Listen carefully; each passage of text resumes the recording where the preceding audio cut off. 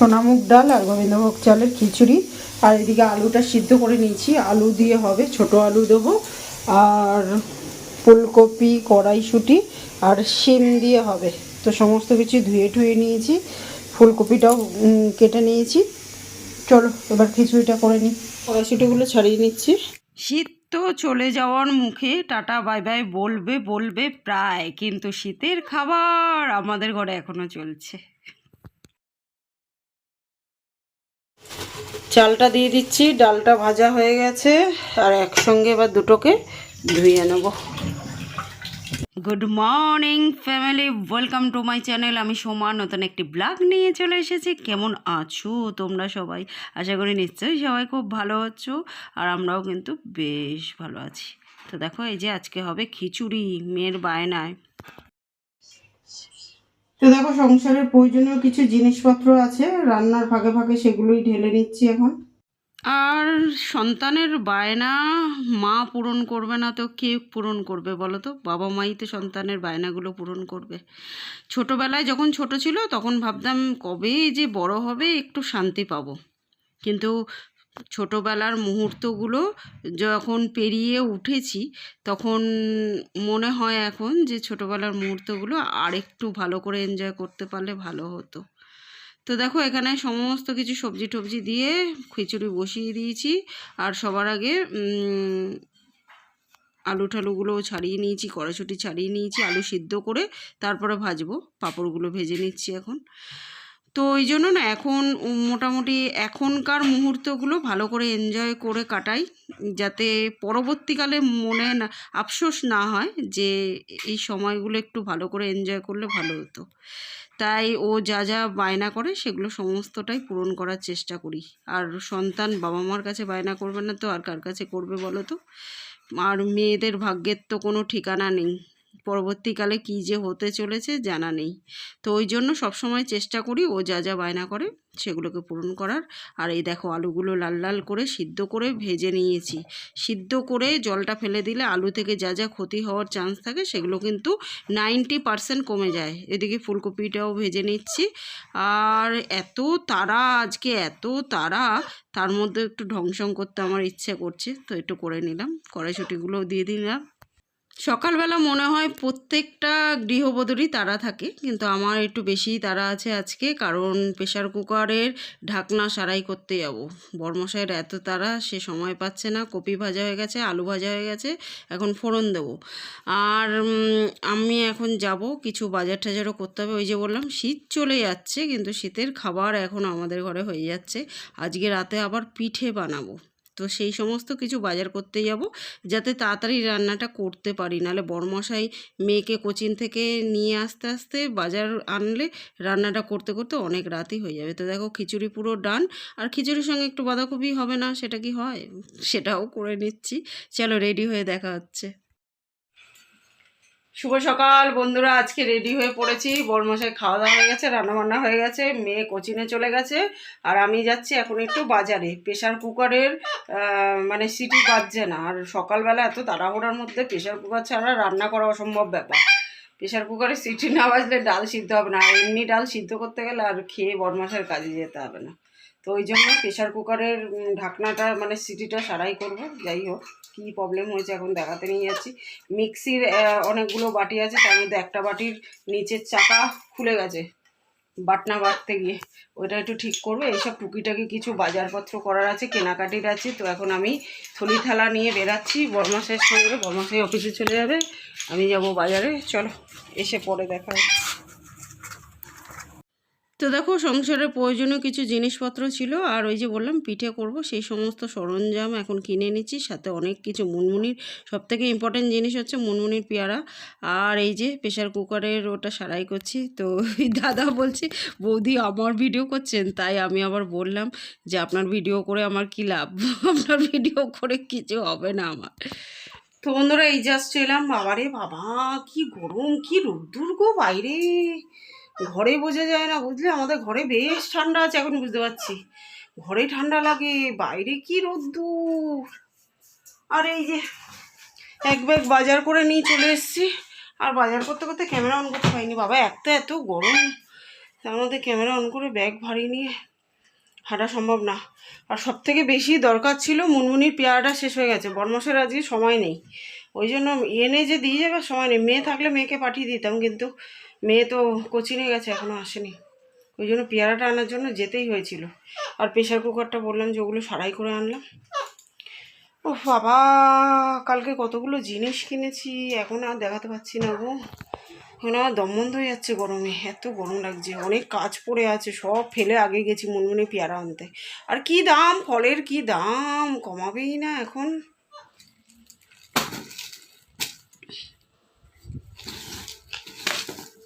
বিছানাটা সবার আগে তুলে নিলাম এসে, তো দেখো বিছানা তোলা কমপ্লিট। আর বিছানাটা তুলে নিলাম, নাহলে মেয়ে চলে আসলে না আর বিছানা তুলতে দেবে না। চলো এবার বাসন মাজি। এই যে প্রেশার কুকারটা দেখো, প্রেশার কুকারের এই যে এই সিটি কোথায় চলে যাচ্ছে, এই যে এইখানটা ফুটো হয়ে গেছিলো, ওই জন্য এটা দিয়ে সব বেরিয়ে যাচ্ছিলো। এই যে এই জায়গাটা এরকম বন্ধ করে দিল, এটা ফুটো হয়ে গেছিলো ভাপে ভাপে। চলো, আর এটার পেছনটা এই যে চাকাটা খুলে গেছিলো, চাকাটা লাগিয়ে দিল। মিক্সির বাটি। চলো এবার বাসন মেজে ঘর দোর আরেকবার মুছে নিই। সকালে তো মুছে পুজো টুজো কমপ্লিট হয়ে গেছে, আজকে সমস্ত কাজ হয়ে গেছে ভোরবেলা। মোছা ঘর দোর মুছে পুজো কমপ্লিট করে মুনমুনিকে খেতে দিয়ে তারপরে এই রান্নাঘরে গেছিলাম আজকে। চলো বাসনটা মেজে ঘর দোর আরেকবার মুছে নিই, তারপর কাচবো। মুনমুনিকে এসে আগে পেয়ারা দিলাম।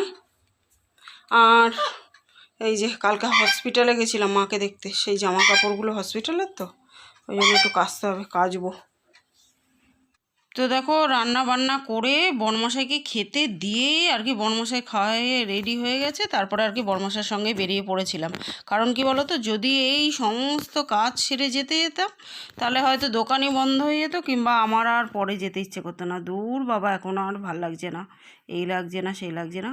তারপরে মেয়ে তো কোচিংয়ে চলে গেছে, ওই জন্য মেয়ে ছিল না, ওই জন্য আরও তাড়াতাড়ি করে বেরিয়ে গেলাম যে ও আসলে খেয়ে দিয়ে, ওর আবার সেকেন্ড কোচিং আছে আজকে। মানে প্রচুর ব্যস্ততার মধ্যে আজকের দিনটা কাটছে, এরকম মাঝে মাঝেই হয়। তো সেই জন্য আর কি চলে গেছিলাম যে ঘরের কাজ তো পরেও করা যাবে, আগে বাইরের কাজটা সেরে আসি। আর এগুলো না প্রেশার কুকার ছাড়া সকালবেলা মানে রান্না করা অসম্ভব ব্যাপার। মানে ওই ডাল সিদ্ধ হতে গিয়ে ব্যাস হয়ে গেল রান্না, মানে কপালে উঠে যাবে। তো ওই জন্য প্রেশার কুকারটা খুব দরকারি। আর এইটা কিন্তু আগের প্রেশার কুকারটা পাল্টিয়ে এটা নতুন কিনেছি, কিন্তু নতুন হলে কী হবে, দেখো ঘরে এসেছি 2 মাস, ওই 2 মাস ধরেই এটা ব্যবহার করছি, তাতেই খারাপ হয়ে গেল। আর মানে কিছু কিছু জিনিস দেখবো অনেক বছর হয়ে যায়, খারাপ হয় না। এইসব জিনিসপত্র না মানে কখন যে কি খারাপ হবে বলা যায় না। তো যাই হোক, বাসন টাসনগুলো মেজে নিয়ে এখন অনেক কাজ আছে, জামা কাপড় কাচবো, ঠাকুরের জামা কাপড় কাচবো, ঠাকুরের বাসন মাজবো, প্রচুর কাজ আছে, প্রচুর কাজ। চলো এখন সুপার ওম্যান হয়ে গিয়ে কাজ করতে হবে। মিষ্টির গৃহকোণ আইডি থেকে কমেন্ট করেছে, সব কাজকর্ম রান্নাবান্না সব মিলিয়ে সুন্দর ব্লগ, আমার ভীষণ ভালো লাগে, গোল গোল বেগুন ভাজা। Thank you so much.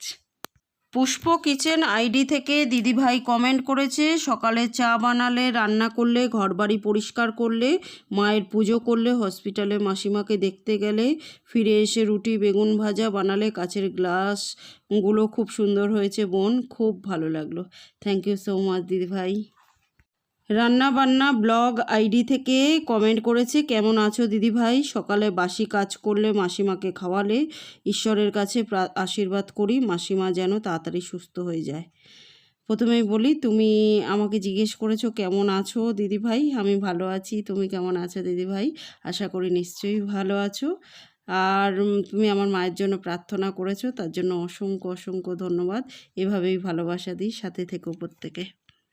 এই যে ক্রিয়েশন থেকে কমেন্ট করেছে, মায়ের সুস্থতা কামনা করি, কাচের জিনিসগুলো খুব সুন্দর লাগছে। Thank you so much. প্রত্যেকে যারা যারা কমেন্ট করেছো তাদেরকে অসংখ্য ধন্যবাদ।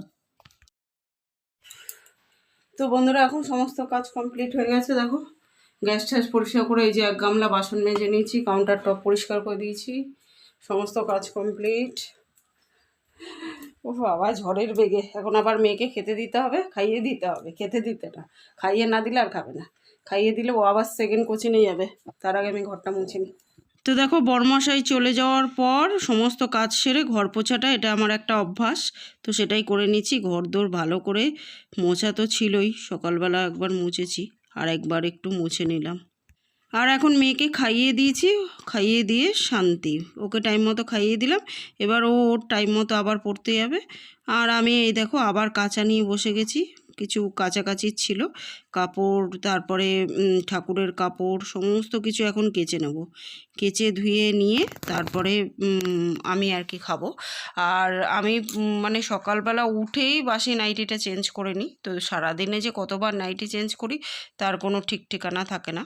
তো ওই জন্য ধোয়া নাইটি দেখে এটা পরেই আর কি কেচে নেবো ঠাকুরের কাপড়। আর দেখো বাসন মাজতে গিয়ে না পেটের জায়গাটা মানে বাসন মাজার ফেনা টেনাগুলো লেগে নাইটিটার কি অবস্থা হচ্ছে, প্রত্যেকটা নাইটি এরকম হয়ে যাচ্ছে না, তো এটার একটা ব্যবস্থা নিতে হবে। তো দেখো কাচতে গিয়ে দেখলাম যে ছাদে সকালবেলা ভোরবেলা যেগুলো ধুয়ে মেলে দিয়ে এসেছি সেগুলো হয়তো শুকিয়ে গেছে, কারণ আজকে প্রচণ্ড রোদ্দুর উঠেছে, প্রচণ্ড। তো ওই জন্য ওগুলোকে আগে নিয়ে আসলাম, নিয়ে এসে ভাবলাম একবারে ভাঁজ করেই নিই, ফেলে রাখলে পড়েই থাকবে, একটার পর একটা কাজ তো চলতেই থাকবে। তো কেচে কুচে আগে ওগুলোকে রেখে ঘরে ভাঁজ টাজ করে একদম ঢুকিয়ে দিয়ে জায়গা মতো তারপরে এলাম মেলতে। কবিতার কথা আইডি থেকে দিদিভাই কমেন্ট করেছে, খুব সুন্দর হয়েছে। মাসিমাকে দেখলাম, জানো সোমা তোমার নাম ধরলাম, তুমি অনেক ছোট আমার থেকে, মা আছে এটা ভাবলেই অনেক শান্তি, কিন্তু অনেক কষ্ট গো, তোমার কাছের জারগুলো খুব সুন্দর হয়েছে। হ্যাঁ দিদিভাই, ঠিকই বলেছো। আর তোমরা যারা আমার থেকে বড় তারা অতি অবশ্যই আমার নাম ধরে ডেকো। সবার আগে আমরা যে যেই বয়সেরই হই না কেন, এখানে সবাই আমরা প্রত্যেকের বন্ধু, সবার আগে আমরা প্রত্যেকের বন্ধু। তো যার যার ইচ্ছা হবে আমার নাম ধরে ডাকার, তারা আমাকে অতি অবশ্যই নাম ধরে ডাকতে পারো, কোনো অসুবিধা নেই। আর দিদিভাই তুমি আমার নাম ধরেই ডেকো, তাহলেই আমি খুশি হব। আর প্রত্যেকে যারা যারা আমার মায়ের জন্য প্রার্থনা করেছে তাদেরকে অসংখ্য অসংখ্য ধন্যবাদ। তোমরা সবাইও প্রত্যেকে খুব ভালো থেকো, তোমাদের পরিবার পরিজন সবসময় যেন ভালো থাকে। প্রত্যেক দিন আমি যখন শুক্রবারে সন্তোষী মার পুজো করি তোমাদের প্রত্যেকের জন্য আমি প্রার্থনা করি, আমার প্রত্যেকটা সাবস্ক্রাইবার বন্ধু তার পরিবার নিয়ে যেন ভালো থাকে। ইচ্ছে ডানা আইডি থেকে দিদিভাই কমেন্ট করেছে, একদম ঠিক, যেদিন তারা থাকে সেদিনই বেশি দেরি হয়। সোয়াবিন রাধো, আমি আসছি, মাসিমাকে দেখতে যাও, আমি সঙ্গে আছি। থ্যাংক ইউ সো মাচ দিদিভাই। আর একদম ঠিক বলেছো, যেদিনই দেখবে তাড়াহুড়া থাকবে সেদিন কাজের বাড়াবাড়ি তো হবেই, দেরিও হবে, প্রত্যেকটা কাজে যেন সেদিন বেশি বেশি করে দেরি হয়ে যায়। আর এসো সোয়াবিন খেতে অতি অবশ্যই এসো দিদিভাই, তুমি যে আমার সঙ্গে আছো আমি জানি। তো বন্ধুরা দেখো এই যে ঠাকুরের কাপড় ঠাকুরগুলো কাচা হয়েছিল সেগুলো শুকিয়ে গেছে, নিয়ে এলাম, পরে যখন সন্ধ্যা দেবো তখন সন্ধ্যাবেলা ভাঁজ করে রাখবো। আর লেপ টেপ গোপালের সমস্ত কিছু কেচে দিয়েছিলাম, সেগুলো সব শুকিয়ে গেছে, নিয়ে এসেছি, তুলে দেবো, এখন আর লেপ টেপ লাগবে না। শুভ সন্ধ্যা বন্ধুরা। শীত চলে গেলে কি হবে, মেয়ের এখনো পিঠে খাওয়ার বায়না যায়নি, এখন আবার দুধ পুলি খেতে চাইছে, তো ওই জন্য আজকে একটু দুধ পুলি করবো। তাই এই যে দুধ গরম বসিয়ে দিয়েছি, ক্ষীর বানাবো, ক্ষীর দিয়ে দুধ পুলি করবো, তো চলো করে নিই ফটাফট।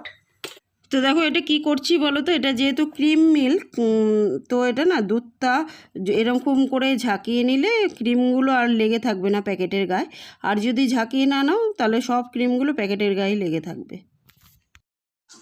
তো বন্ধুরা দেখো ক্ষীর অলমোস্ট ডান, আর একটু শুকাবো, শুকালেই হয়ে যাবে পুরো। দেখো একদম হয়ে গেছে, ঘরে তৈরি ক্ষীর, এর মধ্যে অনেক কিছু দিয়েছি আমি, খোয়া ক্ষীর ক্ষীর অনেক কিছু দিয়েছি, দিয়ে গুঁড়ো পাউডার ফাউডার মানে গুঁড়ো দুধের পাউডার ফাউডার সমস্ত কিছু দিয়ে একদম দারুণ একটা গন্ধ বেরোচ্ছে ক্ষীরের।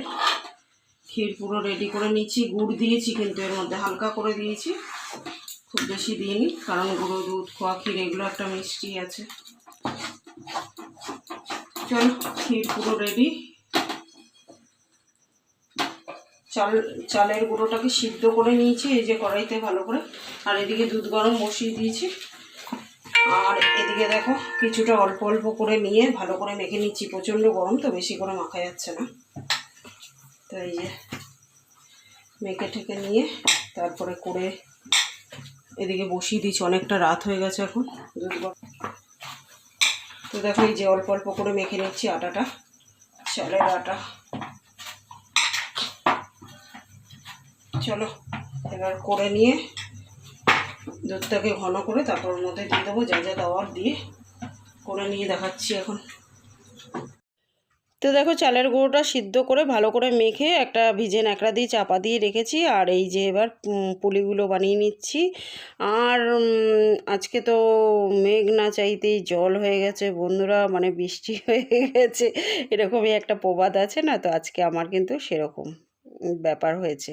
মানে আজকে বড়মশাই পুলিগুলো তৈরি করে দিয়েছে, তাও আবার আমার থেকেও ভালো। আমি মানে এত রাত হয়ে গেছে আমি আর ক্যামেরাটা করতে পারিনি, নালে তোমাদের দেখাতাম যে সর্বগুণ সম্পন্না নারী তো দেখেছি, কিন্তু আমার জীবনে দেখা সর্বগুণ সম্পন্ন পুরুষ হলো আমার বড়মশাই, মানে যে কিনা আমার থেকেও ভালো কাজ করতে পারে। তো যাই হোক, সে হাতে হাতে করে দিল দেখে সময়ের মধ্যে হয়ে গেছে, নালে যে কত রাত আজকে হয়ে যেত একা একা করতে গেলে। আর এই যে দুধটা ফুটিয়ে ঘন করে নিয়েছি, করে নিই পুলিগুলো দিয়ে দিলাম। বন্ধুরা এই হচ্ছে আমার দুধ পুলির লুক, জাস্ট অসাধারণ হয়েছে কিন্তু। চলো এখন আমরা খেয়ে নিই, এটাই আমাদের ডিনার। আর এখন আমরা শুতে যাব, তার আগে প্রত্যেক দিন মুনমুনি তার বাবা মায়ের আদর খায় বাইরে এসে, আর এখন তো সে মায়ের কাঁধে চড়ে বসেছে। আর আমি আবার শোয়ার আগে প্রত্যেক দিনের মতো একটা ধোয়া নাইটি পরে নিয়েছি। ধোয়া নাইটি পরে শুলে তার অনেক উপকার আছে কিন্তু বন্ধুরা, যারা বাজে স্বপ্ন দেখে বা অনেক কিছু এদিক ওদিক নানা রকম চিন্তা ভাবনা আসে, ঘুম আসে না, তারা অতি অবশ্যই সারাদিনের জামা কাপড়টা ছেড়ে ধোয়া একটা জামা কাপড় পরে শুতে যাবে, দেখবে সুন্দর একটা ঘুম হবে। তো আজকের মতো এই পর্যন্ত, দেখা হবে নেক্সট ব্লগে। ততক্ষণের জন্য ভালো থেকো, সুস্থ থেকো। আজ আসি বন্ধুরা, টাটা, গুড নাইট এভরিওয়ান।